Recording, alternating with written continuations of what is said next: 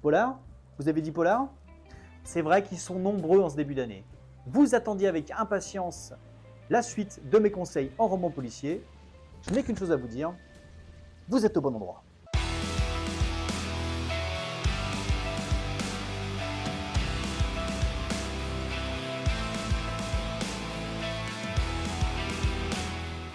À l'approche d'un salon littéraire et pour préparer ma rencontre avec les autrices et les auteurs, je planifie mes lectures en fonction des participants.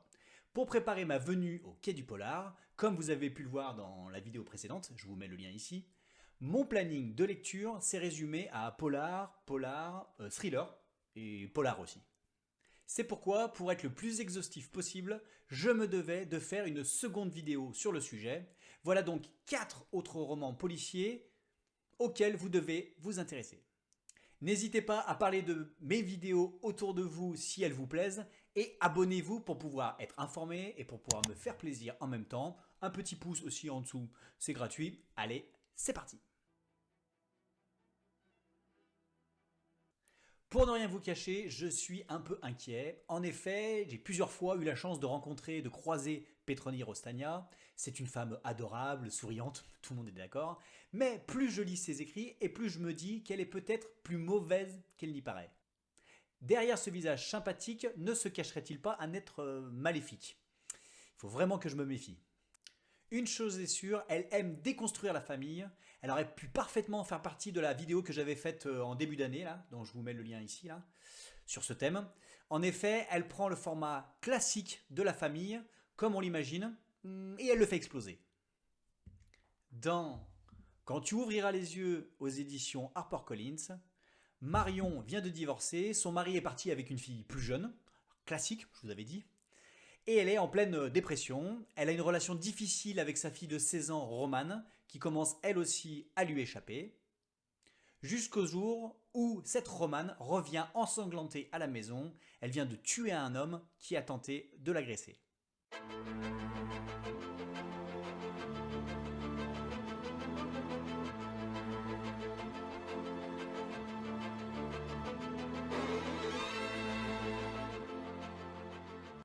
Tous les clichés gentillets sur les relations entre les membres d'une famille sont remis en cause. La solidarité, le soutien, le noyau sont court-circuités par les ambitions de chacun. Ils ont tous un côté sombre, des secrets, des mauvaises intentions, et tout ne va donc pas se dérouler comme prévu. Les personnages qui au premier abord paraissent innocents, fades, deviennent des individus ignobles, capables du pire, et comme les liens qui les unissent ont tendance à les aveugler, ils se font d'autant plus piéger.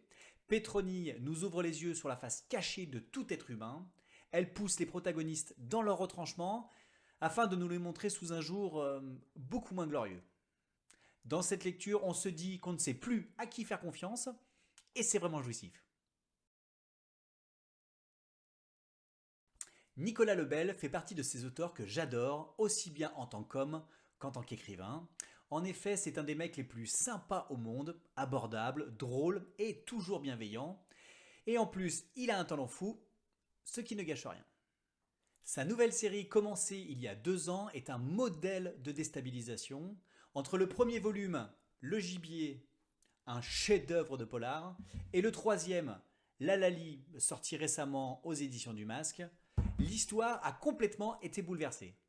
Ce qui est vrai au début ne l'est plus du tout à la fin. L'auteur prouve sa maîtrise de la narration et la force de son imagination pour créer des intrigues renversantes. En plus, vous rencontrez des personnages charismatiques auxquels vous allez vous attacher. Yvonne Shane, personnage secondaire, est petit à petit devenue une pièce maîtresse. C'est une femme froide, pragmatique, sans émotion, mais le genre de personnage qu'on aime détester au début et qui devient au fil des aventures presque sympathique. Presque, hein. Pas exagéré non plus. L'humour souvent noir de l'écrivain permet des dialogues et des réparties jubilatoires, autant vous dire que je me suis régalé dans ma lecture. Pour ce qui est de l'histoire, je ne peux pas trop vous en dire, à part qu'Yvonne joue sur 2 tableaux, la police et les tueurs à gages. Après Paris, la Bretagne, tous ces gens vont se confronter dans un vignoble des Vosges. Entre une intrigue complexe, pleine de rebondissements et de retournements de situation, des protagonistes forts de caractère et l'espièglerie de l'auteur, je peux vous dire que le résultat est incroyable, encore un polar au-dessus du lot. Pour découvrir le style Lebel, si vous ne connaissez pas, vous pouvez donc lire ce roman indépendamment, je pense que ça doit bien fonctionner correctement. Pour ma part, je vous conseillerais plutôt, si vous pouvez, de lire la totalité de la série pour appréhender l'ensemble de l'œuvre et vous rendre compte du génie de cet écrivain. En plus, les bouquins ne sont pas très gros et une fois que vous serez lancé, vous ne pourrez plus vous arrêter, je vous le promets. Avec Jackie Schwartzman, on passe dans le loufoque. À l'instar d'un Benoît Philippon ou d'un Fab Caro, cet auteur fait partie des spécialistes des polars délirants. Cette fois-ci, avec Shit aux éditions Seuil, direction Besançon, la ville de l'écrivain, et plus précisément direction Planoise, un quartier très sensible. Les Lascars font leur loi et ils ont mis en place un trafic de drogue très organisé qui fonctionne comme sur des roulettes, jusqu'au jour où les maîtres du jeu, les Mémétis, sont assassinés. Alors, pour des raisons qui lui sont propres, le personnage principal, Thibaut, qui est un conseiller d'éducation qui vient d'arriver récemment dans l'immeuble, décide de reprendre le business, aidé par sa voisine, Madame Ramia. Autant vous prévenir tout de suite, rien de sérieux dans tout ça, même si le décor fait un petit peu peur au départ, même s'il reflète la véritable situation de ces lieux stigmatisés, l'ambiance est plutôt à la déconne. Tous les protagonistes sont des losers, et quand ces losers croisent le chemin de bas de plafond, le résultat fait des étincelles. À chaque nouvelle rencontre, son nouveau drame, et la situation s'aggrave au fur et à mesure. Ce qui est vraiment jouissif, ce sont les dialogues qui sont savoureux, beaucoup de second degré, du sarcasme, de la répartie. On s'éclate, je vous dis. Tout n'est qu'une succession de scènes très très drôles. On se marre littéralement en regardant tout ce petit monde se démener pour tirer son épingle du jeu. Le bandeau du livre indiquait un Breaking Bad hilarant à Besançon et pour une fois je le trouve assez juste. Ce sont des paumés qui du jour au lendemain atterrissent dans un milieu à l'opposé de leur vie et qui mettent en place des moyens rocambolesques pour essayer de s'en sortir et surtout pour essayer de ne pas mourir. Les réactions des acteurs sont tellement imprévisibles, on ne sait jamais ce dont ils sont capables. Pour une lecture détente, vous avez le livre. L'île des souvenirs, aux éditions L'Archipel, est le 4e roman de Christelle Duchamp. Alors, comme sa consœur Petroni Rostagna, dont je vous ai parlé juste avant, c'est aussi une fille qui cache très bien son jeu. J'utiliserai d'ailleurs les mêmes adjectifs pour la qualifier: adorable, souriante, première vue, mais elle aussi terriblement diabolique. Son truc à elle, nous surprendre, alors par le fond de ses histoires, comme beaucoup d'auteurs de polar, mais surtout par la forme. Chaque nouvel opus est l'occasion pour elle d'expérimenter un mode de narration original. Ainsi, chaque lecture est une nouvelle aventure et on ne sait jamais à quoi s'attendre.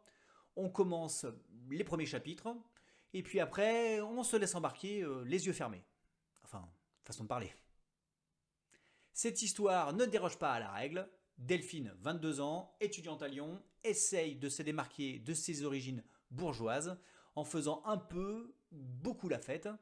Un soir, elle est kidnappée à la sortie d'un bar et elle se retrouve enfermée dans un lieu inconnu. Très vite, elle est rejointe par une fille qu'elle connaît très bien. L'une des deux ne va pas s'en sortir et l'autre ne va pas se souvenir de tout. Cette fois-ci, l'avancée de l'affaire se fait par différents intervenants. Je vous explique.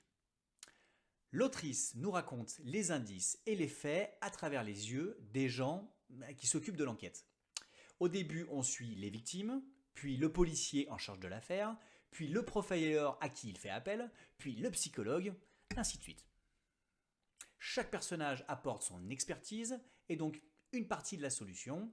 Les fragments de l'histoire s'emboîtent au fur et à mesure. Et même quand on pense avoir tout compris, la mémoire et ses failles entrent en jeu et nous réservent un final qui va tout changer. Autant vous dire que ce roman est particulièrement machiavélique, je vous l'avais dit, et vous déstabilisera à coup sûr. Encore une belle réussite de Christelle Duchamp, qui, comme toutes ses petites copines écrivaines, est en train de dynamiter le polar et d'imposer leur talent. N'attendez plus, c'est du pur bonheur.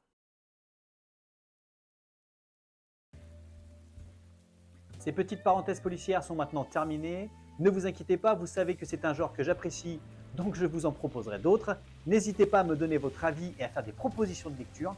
J'adore discuter avec vous. Je vous retrouve très bientôt pour vous parler de livres tout simplement. En attendant, je vous souhaite une bonne journée, de bonnes lectures. À bientôt